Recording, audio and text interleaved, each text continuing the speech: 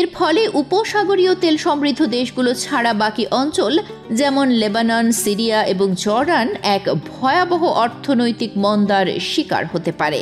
ইসরায়েলের অর্থনীতি, যা মূলত প্রযুক্তি, উদ্ভাবন এবং পর্যটনের উপর নির্ভরশীল, তা মারাত্মকভাবে ক্ষতিগ্রস্ত হবে।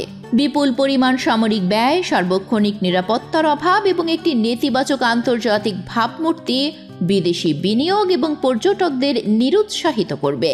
ইসরায়েলকে একটি দীর্ঘমেয়াদী যুদ্ধ অর্থনীতির জন্য প্রস্তুত থাকতে হবে।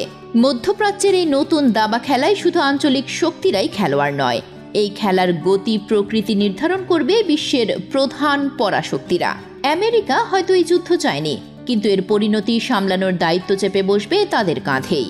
ইরানের পতনের পর যে বিশৃঙ্খলা তৈরি হবে তা নিয়ন্ত্রণের জন্য আমেরিকাকে আগের চেয়েও বেশি মধ্যপ্রাচ্য ইস্যুতে জড়িয়ে পড়তে হবে।